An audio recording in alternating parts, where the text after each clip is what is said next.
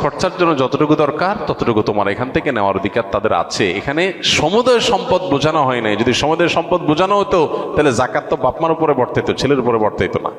কারণ সম্পদ যদি একজনের হয়, জাকাত তো আরেকজনের উপরে বর্তাবে না। এরকম আরো বহু প্রশ্ন তৈরি হবে। তো এই জন্য এই হাদিসটার ব্যাখ্যা আমরা অনেকে ভুল বুঝি, এবং এর ফলশ্রুতিতে অনেক মা বাপ একটু বাড়াবাড়ি করেন, সীমালঙ্ঘন করেন, এবং সেক্ষেত্রে স্ত্রীর সাথে ছেলের দূরত্ব তৈরি হয়। তো এগুলো আমাদের ব্যালেন্স করতে হবে। এবং একইভাবে আপনার সম্পদের ব্যাপারে স্ত্রীরও এই মানসিকতা থাকতে হবে যে স্বামী তার উপার্জন করার পর আমার ভরণ পোষণ ঠিকঠাক মতো দিচ্ছেন কিনা। যদি দেন, এরপর বাকি সম্পদ তিনি কি করবেন, তিনি কি তার মাকে দিয়ে দিচ্ছে অতিরিক্তটা, না ভাইকে দিয়ে দিচ্ছে, বোনকে দিয়ে দিচ্ছে, এটা একান্ত তার ব্যাপার। আমার এটা নিয়ে মাথা ঘামানোর দরকার নাই, হেডেক নেওয়ার দরকার নাই। বেশিরভাগ মহিলাই অহেতুক পেরেশানি করে নিজেও কষ্ট পায়, সংসারটাকে অশান্তি করে।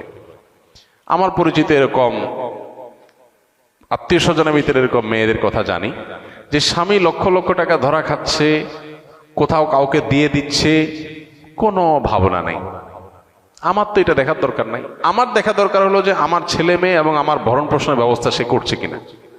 সেটা যদি সে না করে, আমার অধিকার যদি সে খর্ব করে, সেগুলোও যদি সে মানুষকে দিয়ে দেয়, তাহলে অবশ্যই আমি সেখানে দাবি তুলব, যথাযথ নিয়মে আমি আর্গুমেন্ট করব। কিন্তু আমি আমারটা যথাযথ পাচ্ছি, আর দরকারটা কি? বেশিরভাগ মহিলারা স্বামীকে চায় কবজার ভিতরে আনতে, কন্ট্রোলের ভিতরে আনতে, যে আমার কথা উঠবা, আমার কথা বসবা, আমার কথা এদিক ঘোরাবা, আবার এদিক ঘাড় ফিরাবা। এই যে স্বামীকে গোলাম বানাতে চায়, এটা আরেক সমস্যা। তাহলে একদিক থেকে মা বাপের সমস্যা, আরেক দিক থেকে বইয়ের সমস্যা। এই সমস্যাটা কেন হয়? কারণ তার কতটুকু অধিকার আছে এটা সে জানে না। তার যতটুকু অধিকার আছে তিনি তার চাইতে আরো বেশি খাটাইতে চেষ্টা করেন। এটাই হলো একটা ভুলের জায়গা।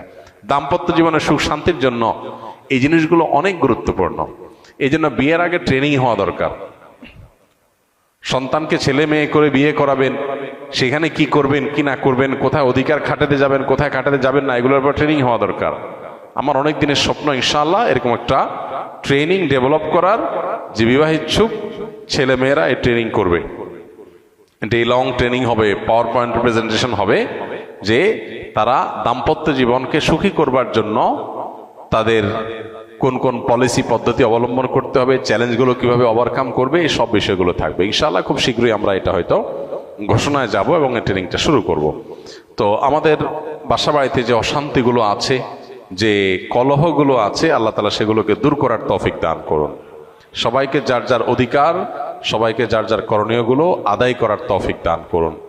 আমাদের বন্ধু